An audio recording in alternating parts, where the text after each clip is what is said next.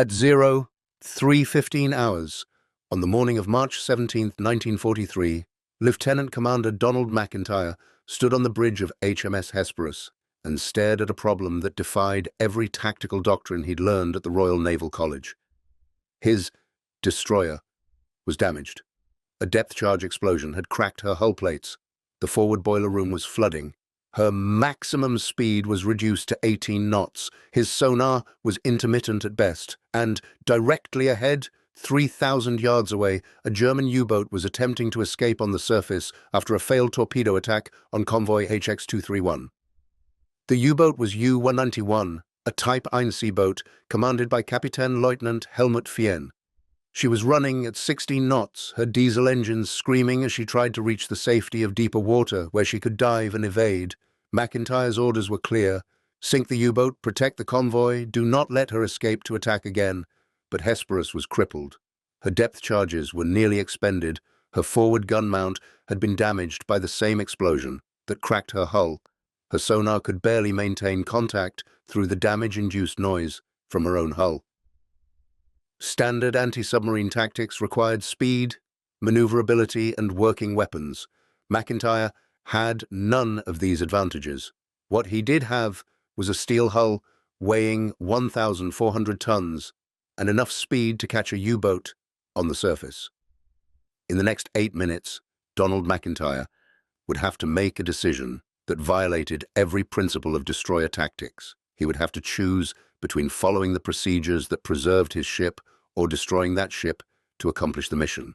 The calculation was brutal. Ramming a U-boat at 18 knots would tear open Hesperus's damaged bow. The collision would flood additional compartments. The impact might break her keel. She might sink within minutes of the ramming, but if U-191 escaped, she would return to the convoy routes and sink merchant ships carrying supplies to Britain. She would kill Allied sailors. She would threaten the lifeline, keeping Britain in the war. McIntyre looked at the U-boat, silhouetted against the pre-dawn darkness, and made his choice. If you're enjoying this deep dive into the story, hit the subscribe button and let us know in the comments from where in the world you are watching from today. The Battle of the Atlantic in March 1943 was reaching its crisis point. German U-boats were sinking Allied merchant ships faster than they could be replaced. In the first 3 months of 1943, U-boats sank over 300 merchant ships, totaling nearly 1.7 million tons. The monthly sinking rate averaged 95 ships. At this rate, Britain would be starved into submission within a year. The strategic situation was desperate. Britain depended entirely on imports for survival. Food, fuel, raw materials, everything came by sea. The convoy routes across the Atlantic were Britain's lifeline. If the U-boats cut that lifeline, the war was lost. German U-boat production had reached 25 boats per month by early 1943. Admiral Karl Dönitz, commander of the U-boat force, had over 400 operational submarines. He deployed them in groups called wolf packs that concentrated overwhelming force against individual convoys. The wolf pack tactic was brutally effective. A single U-boat would detect a convoy and shadow it while reporting position and course to U-boat headquarters. Headquarters would vector other U-boats to the convoy location. When enough submarines had assembled, usually 8 to 20 boats, they would attack simultaneously from multiple directions. The escort ships couldn't defend against attacks coming from all sides at once. Merchant ships were sunk faster than escorts could respond. Convoy HX-231 departed New York on March 9, 1943. The convoy consisted of 61 merchant ships carrying war materials to Britain: steel, ammunition, aircraft, vehicles, food, fuel. The cargo represented months of American industrial production and was desperately needed. The escort group was designated B-2 Escort Group, commanded by Commander Donald McIntyre aboard HMS Hesperus. Hesperus was a V&W class destroyer. She had been built in 1918, at the end of World War I. By 1943, she was 25 years old and obsolete by modern standards, but she was available, and availability mattered more than capability in early 1943.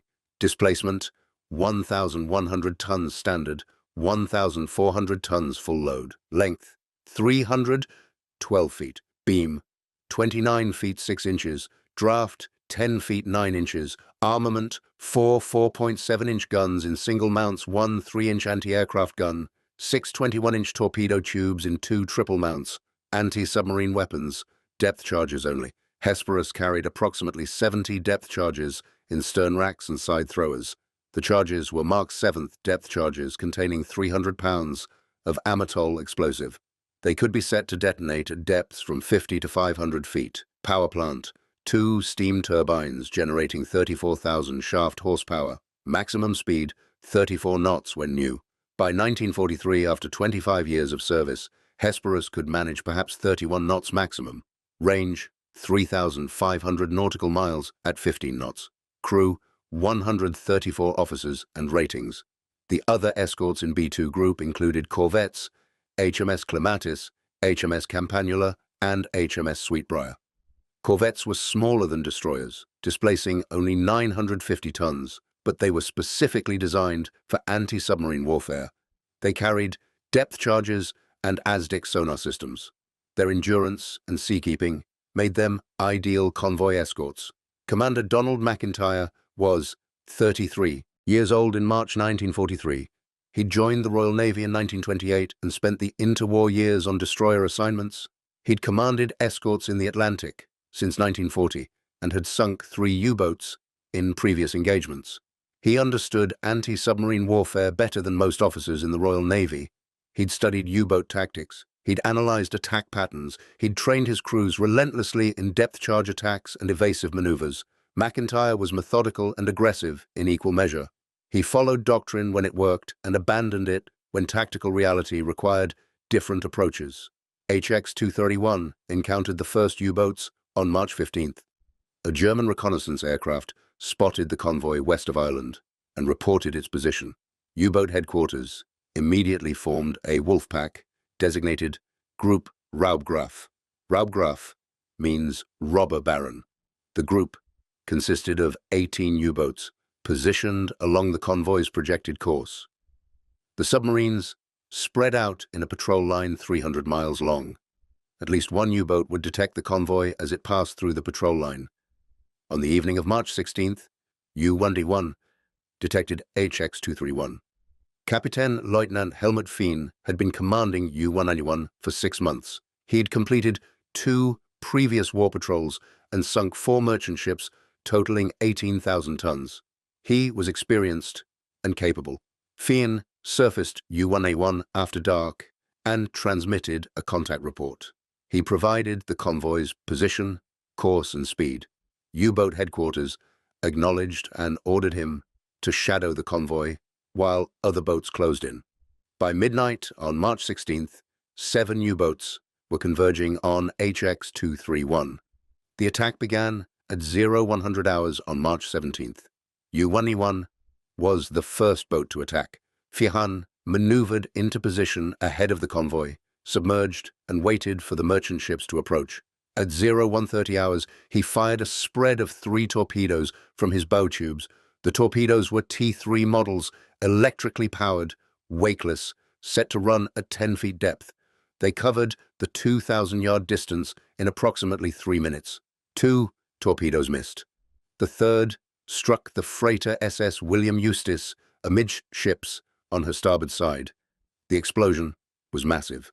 The torpedo's 600-pound warhead detonated against the hull, rupturing cargo holds and flooding the engine room. William Eustace began sinking immediately. Her crew abandoned ship in lifeboats. The freighter went down bow first in less than 15 minutes. McIntyre, on Hesperus, immediately ordered the escorts to begin searching for the attacking submarine. Standard doctrine called for escorts to form a barrier between the convoy and the suspected U-boat position, then sweep with ASDIC sonar to detect the submarine. Hesperus increased speed to 25 knots and headed toward the position where William Eustace had been torpedoed. The ASDIC operator began sweeping. ASDIC was the British equivalent of American sonar. The system transmitted underwater sound pulses and listened for echoes reflecting from submerged objects. When a pulse hit a submarine's hull, the echo returned and appeared on the operator's display. Range and bearing could be determined from the echo's timing and direction. Hesperus's audacity detected a contact at 0145 hours, range 1,800 yards, bearing 090 degrees. The contact was moving slowly, depth approximately 200 feet. McIntyre identified it as a submarine and ordered an attack. Hesperus maneuvered to pass directly over the contact. At 300 yards range, the audacity lost contact. This was the standard blind spot problem. At close range, the audacity pulses couldn't distinguish between the outgoing signal and the returning echo. The submarine disappeared from detection at exactly the moment when precise position information was most critical. McIntyre ordered depth charges, released based on the submarine's last known position and estimated course. Hesperus's stern racks released a pattern of 10 depth charges set to detonate at 200 feet. The charges entered the water and sank. 20 seconds later, they exploded.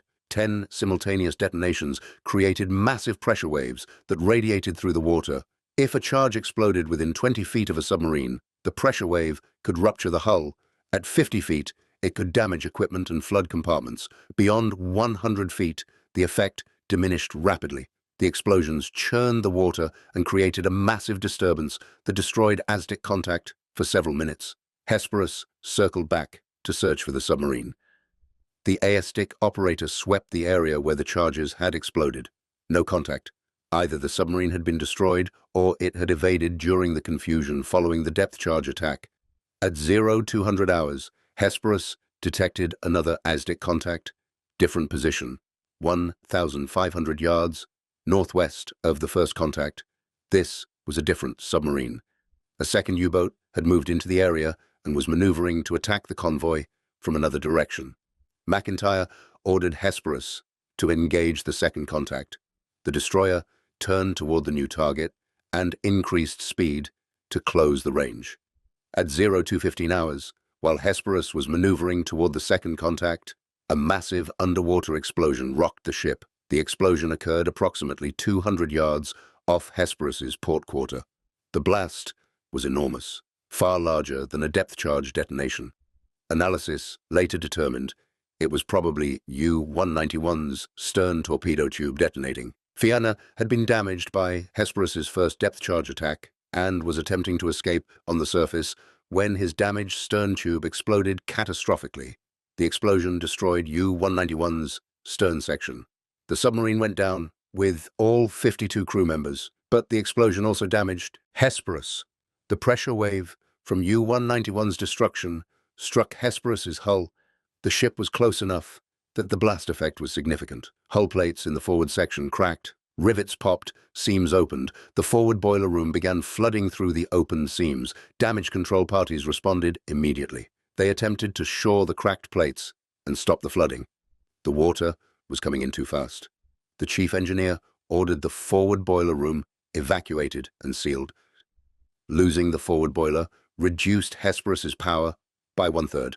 Maximum speed dropped from 31 knots to approximately 22 knots. The flooding also affected the ship's trim. The bow rode lower in the water, increasing drag and further reducing speed. Worse, the flooding created noise. Water sloshing in partially flooded compartments generated sounds that traveled through the hull. These sounds interfered with audacity reception. The sonar operators reported difficulty distinguishing submarine echoes from internal ship noise. McIntyre assessed the damage. Hesperus was still operational, but seriously compromised. Reduced speed, degraded sonar, flooding forward. By standard doctrine, he should withdraw from combat and return to port for repairs. But the convoy was still under attack. Multiple U-boats were in the area. The other escorts needed Hesperus's firepower and experience. McIntyre decided to continue operations despite the damage. At 0230 hours, HMS Clematis reported an audacity contact 3,000 yards northeast of the convoy.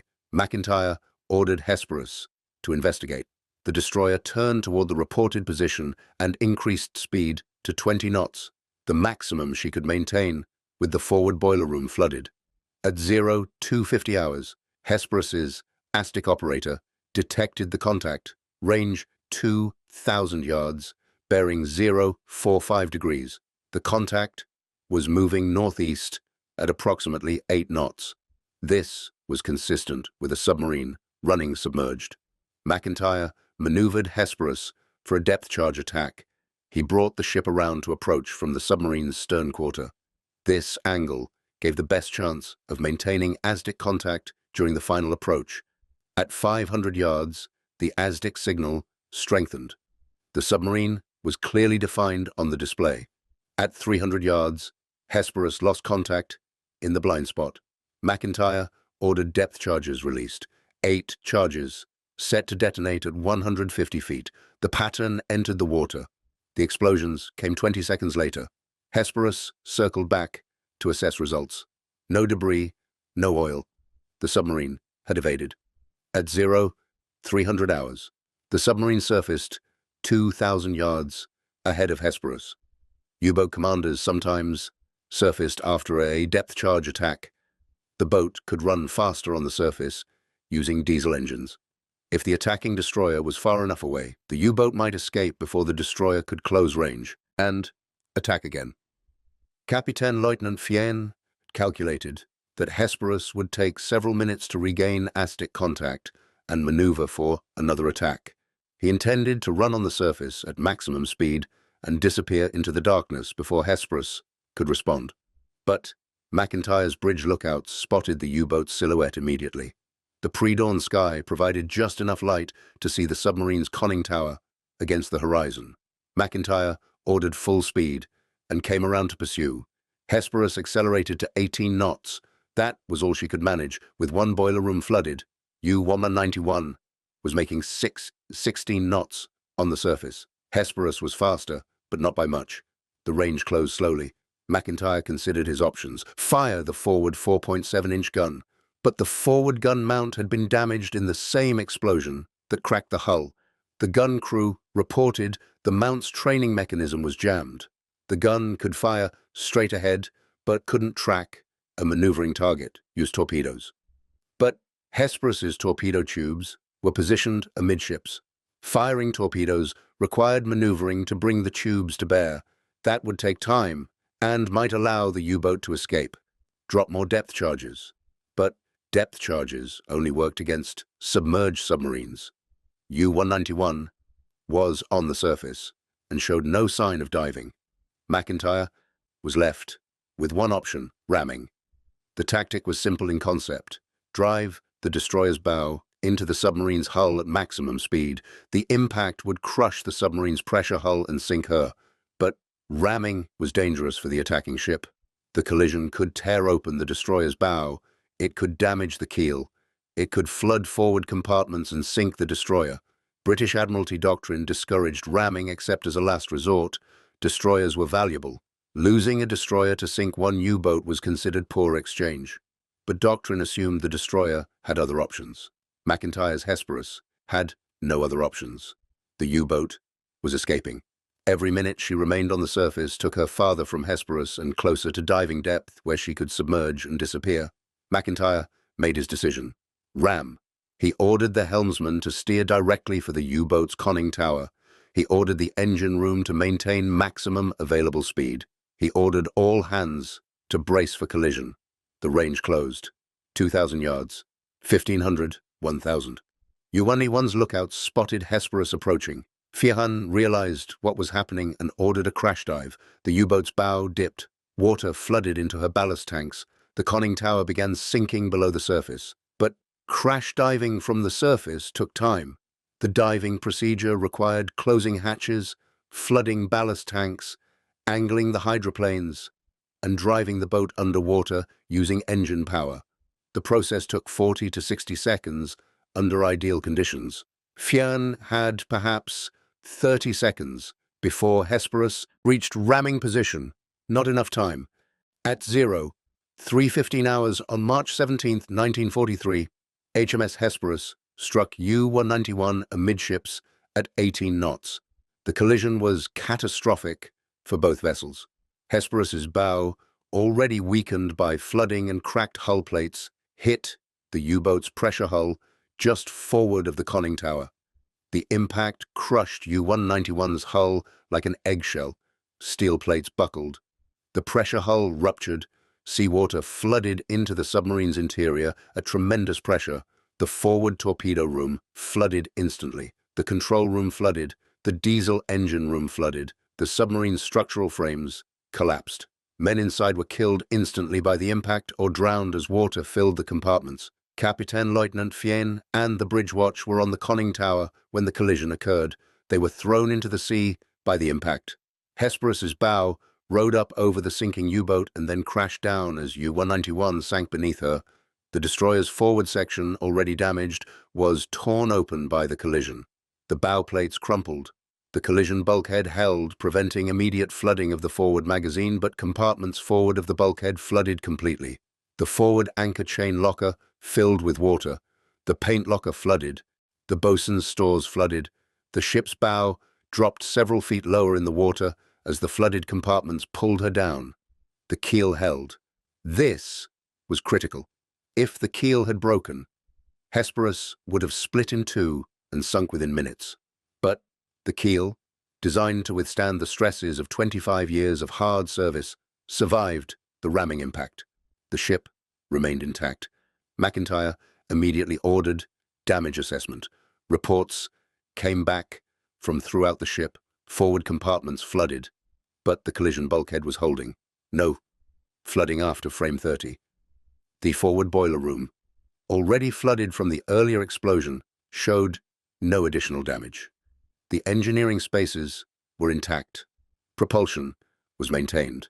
The ship could still make 10 to 12 knots with one functioning boiler and a flooded bow, creating massive drag.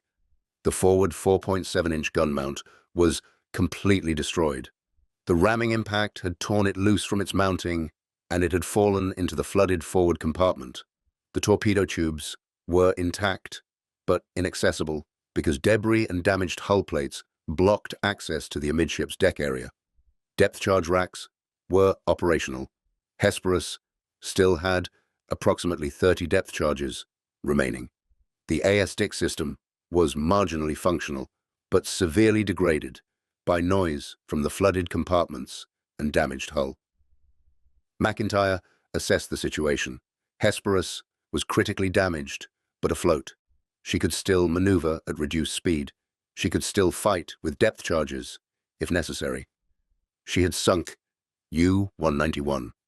Survivors were in the water, approximately 200 yards astern. McIntyre ordered Hesperus to come about and search for survivors. Standard procedure called for rescuing enemy survivors when tactically possible. These men would provide intelligence on U-boat operations, equipment, and tactics. Hesperus approached the debris field slowly. Her searchlights illuminated the water. Sailors threw life rings to men in the water. Boarding nets were lowered over the side. 7 German sailors were recovered. All were suffering from hypothermia. Water temperature was approximately 42 degrees Fahrenheit. Survival time in water that cold was 20 to 30 minutes. Captain Lieutenant Fien was among the survivors. He was hauled aboard unconscious, but breathing. Hesperus's medical officer treated him for hypothermia and shock. Fien regained consciousness after 20 minutes and was taken below under guard. The other 45 crew members of U-191 went down with their boat. The submarine sank in approximately 3,000 feet of water. There was no hope of survival for anyone who remained inside when she went down. At 03:45 hours, McIntyre received a radio message from HMS Clematis. Another U-boat had been detected attacking the convoy from the south. 2 merchant ships had been torpedoed. The convoy needed immediate assistance. McIntyre faced another decision. Hesperus was barely operational. Her bow was flooded. Her speed was reduced to 10 knots. Her sonar was degraded. She had no functioning main gun. She could barely defend herself, much less engage another U-boat. Standard doctrine required damaged ships to withdraw from combat and proceed to port for repairs. But the convoy was still under attack. Every escort was needed. If Hesperus withdrew, the remaining escorts would have to cover a larger area with fewer ships. More merchant vessels would be sunk. McIntyre decided to remain on station. He ordered Hesperus to rejoin the convoy at best available speed. The destroyer maneuvered through the darkness at 10 knots, her damaged bow pushing through the Atlantic swells like a blunt instrument. If you find this story engaging, please take a moment to subscribe and enable notifications. It helps us continue producing in-depth content like this. The remainder of the night was chaos. Multiple U-boats attacked HX-231 from different directions. The escorts responded to each attack, dropping depth charges, searching with ASDIC, attempting to drive the submarines away from the merchant ships. Hesperus participated in 3 more depth charge attacks between 0400 and 0600 hours. Each attack was made at reduced speed with degraded sonar. The depth charge crews worked in near total darkness, manually setting fuses and loading the charges into stern racks while the ship rolled in heavy seas. None of the attacks resulted in confirmed kills, but they forced the U-boats to submerge and evade, which broke up their attack coordination. By dawn, on March 17th, the U-boat Wolfpack had sunk 6 merchant ships from HX-231. The convoy had lost 6 ships out of 61. That was approximately 10% losses. In March 1943, that was considered acceptable. Convoys losing 30 or 40% of their ships were not uncommon. The escorts had performed well enough to prevent catastrophic losses. At 0700 hours, long-range aircraft from RAF Coastal Command arrived overhead. B-24 Liberators, equipped with depth charges and radar, began patrolling around the convoy. The presence of aircraft forced the U-boats to remain submerged during daylight hours. Submerged U-boats were slow and had limited battery endurance. They couldn't maintain contact with the convoy. The immediate threat decreased. McIntyre ordered Hesperus to reduce speed and conduct emergency repairs. The damage control parties worked throughout the day. They shored weakened bulkheads with timber bracing. They welded patches over cracked hull plates. They pumped out compartments that could be sealed. They improvised repairs to the ASDIC system by rerouting cables around damaged sections. The work was done in heavy seas, with the ship rolling 30 degrees. Men worked in flooded compartments in water up to their chests. The temperature was near freezing. Equipment was scarce. They used whatever materials were available: timber from cargo crates, steel plates from damaged equipment, cable from spare parts storage. By evening on March 17th, Hesperus had regained enough functionality to maintain station with the convoy. Maximum speed was still limited to 12 knots. The bow remained partially flooded, but the immediate danger of sinking had passed. The ship could continue operating for several more days if necessary. McIntyre received orders to detach from the convoy and proceed independently to Londonderry for repairs. HMS Clematis would take over as escort group commander. Hesperus departed HX-231 on the morning of March 18th. The passage to Londonderry took 3 days at reduced speed. The weather was poor with heavy seas and strong winds. Hesperus rode low in the water with her flooded bow. Waves broke over the forward deck continuously. The crew worked constantly to keep pumps operating and prevent additional flooding. On March 21st, 1943, HMS Hesperus arrived at Londonderry, Northern Ireland. The damage was immediately apparent to observers on the dock. Her bow was crushed. The forward section rode 4 feet lower than designed. Oil and debris trailed behind her. She looked like a ship that had lost a fight. But she was afloat.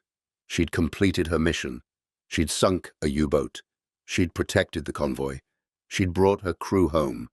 Hesperus entered dry dock on March 22nd. Naval architects and engineers examined the damage in detail. What they found was remarkable. The bow section forward of frame 30 was completely destroyed. Hull plates were buckled beyond repair. The anchor windlass was torn loose. The forward gun mount had fallen into the flooded compartment and was unsalvageable. But the collision bulkhead at frame 30 had held perfectly. This bulkhead was designed to contain flooding if the bow was damaged in collision. It had done exactly what it was designed to do. The bulkhead showed stress, but no cracks, no failures. The keel showed deformation, but no fractures. It had bent slightly under the ramming impact, but had not broken. If the keel had failed, the ship would have broken in 2. The engineering spaces showed no damage. The boilers, turbines, and auxiliary machinery were intact. Once the the flooded forward boiler room was pumped out and repaired, Hesperus would have full power available. The audacity system could be repaired, the damaged cables and components could be replaced. The repairs took 11 weeks. The entire bow section, forward of frame 30, was cut away and replaced. New hull plates were fabricated and welded into place. The forward boiler room was repaired and pressure tested. A new 4.7-inch gun mount was installed to replace the one destroyed in the ramming. The audacity system was completely rebuilt with new components. The ship was repainted and provisioned. On June 5, 1943, HMS Hesperus completed trials and returned to operational status. She rejoined B-2 escort group and resumed convoy escort duties in the Atlantic. She continued operating for the remainder of the war.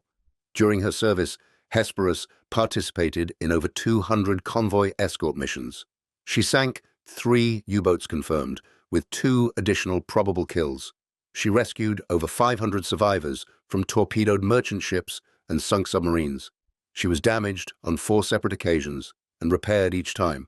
The ship proved remarkably resilient. The ramming of U-191 became a case study in destroyer tactics and damage control. Naval analysts examined McIntyre's decision-making process in detail. The consensus was that ramming had been the correct tactical choice given the circumstances. Hesperus had no other way to engage the surfaced U-boat. Allowing U-191 to escape would have meant additional merchant ship losses. The risk to Hesperus was acceptable because the alternative was mission failure. But the analysis also emphasized that ramming should remain a last resort. McIntyre succeeded because Hesperus was structurally sound enough to survive the collision. An older ship, or one already severely damaged, might have sunk. The tactic required careful judgment about the attacking ship's structural integrity.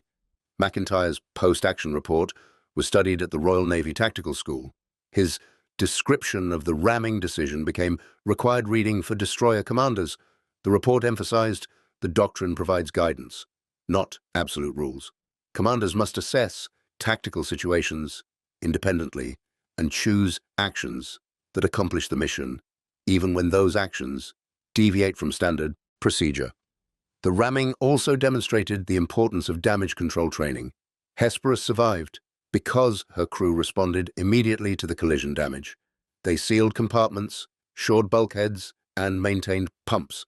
Without effective damage control, the ship would have sunk despite the keel remaining intact.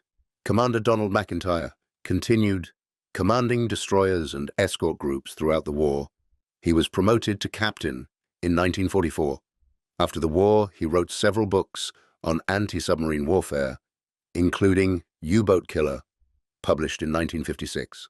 The book provided detailed accounts of his convoy escort operations and became a standard reference on Battle of the Atlantic tactics. McIntyre retired from the Royal Navy in 1955 and died in 1981 at age 71. Captain Lieutenant Helmut Fien survived the war as a prisoner.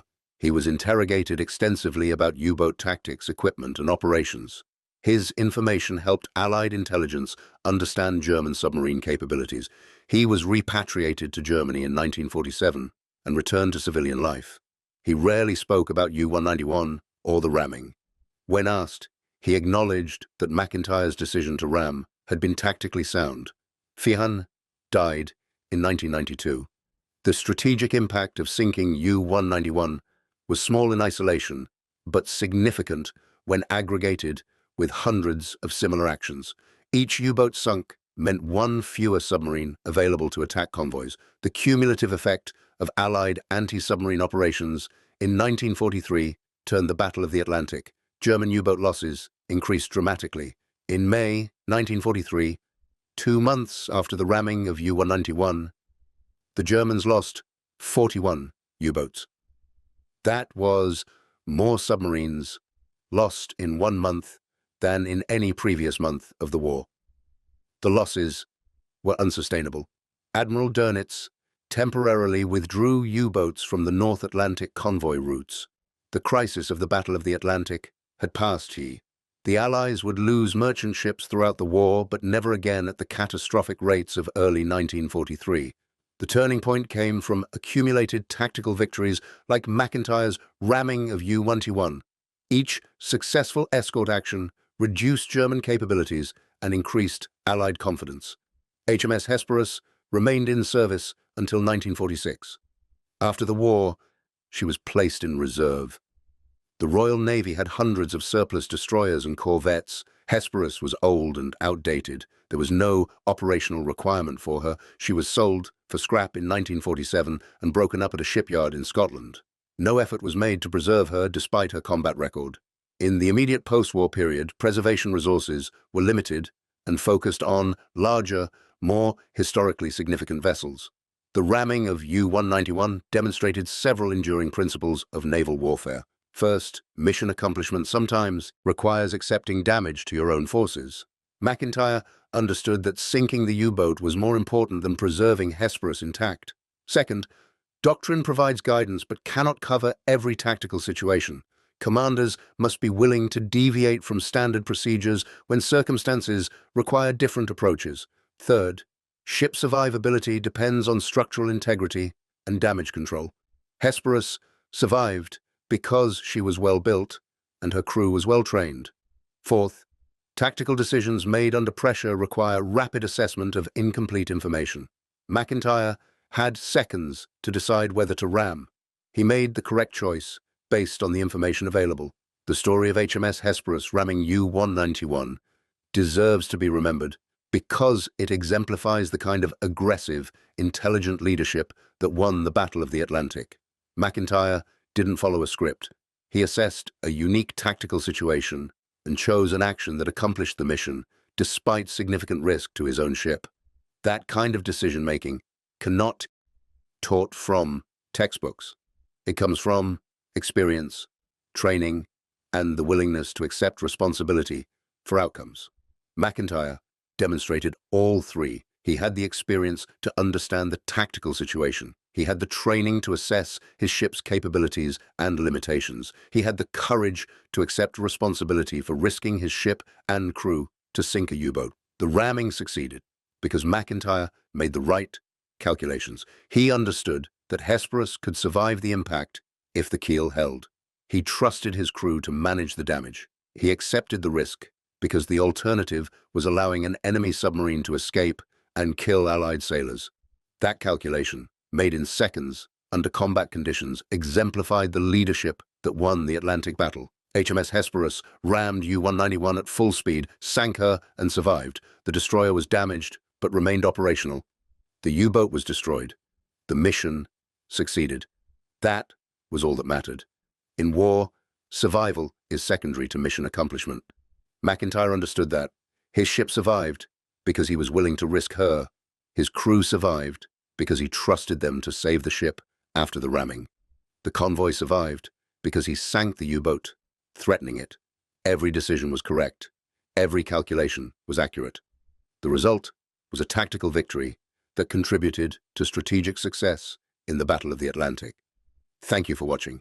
For more detailed historical breakdowns, check out the other videos on your screen now, and don't forget to subscribe.